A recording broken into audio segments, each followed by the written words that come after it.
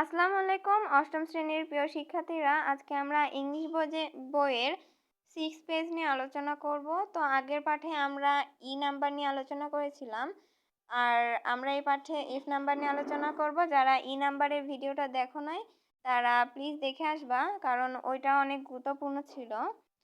তো আমার ভিডিও যাদের ভালো লাগে তারা অবশ্যই লাইক সাবস্ক্রাইব করে দিবা, আর যারা নতুন তারা অবশ্যই সাবস্ক্রাইব করে দিবা। তো এফ নাম্বার এখানে আছে, do you like a nakshi কাঁথা অর অ্যান অর্ডিনারি কাঁথা হয়। তো ডু ইউ তুমি কি পছন্দ করো, লাইক এ নকশি কাঁথা মানে নকশি কাঁথা, অর অথবা অ্যান অর্ডিনারি কাঁথা কিংবা সাধারণ কাঁথা। যদি পছন্দ করে থাকো তাইলে হয়, কেন উত্তর জানতে চেয়েছে। তো আমরা উত্তরপত্রে চলে যাব। তো আমরা উত্তরপত্রে চলে এসেছি। এখানে আমি প্রশ্নটা আবার রিপিট করতেছি, ডু ইউ লাইক অ্যান নকশি কাঁথা অর অ্যান অর্ডিনারি কাঁথা হয়।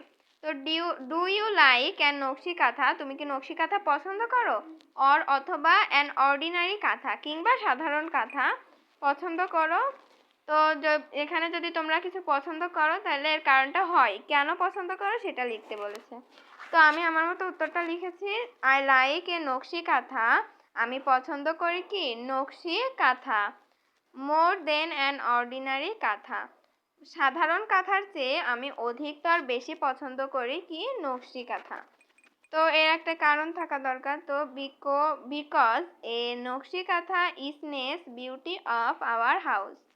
বিকজ কারণ এ নকশি কাঁথা একটি নকশি কাঁথা, ইজনেস বিউটি বৃদ্ধি করে সৌন্দর্য, অফ আওয়ার হাউস আমাদের বাড়ির সৌন্দর্য বৃদ্ধি করে। তো পরের লাইনে আছে অন দি আদার হ্যান্ড, অন্যদিকে এই যে এখানে it has a profound relationship with our life a culture. তো লাইফ মানে জীবন, কালচার মানে সংস্কৃতি, আমাদের জীবন এবং সংস্কৃতির সাথে কি রিলেশনশিপ গভীরভাবে সম্পর্কযুক্ত কি এই নকশি কাঁথা। তো আজকের ভিডিওটি এই পর্যন্ত, দেখা হবে পরের ভিডিওতে। আসসালামু আলাইকুম।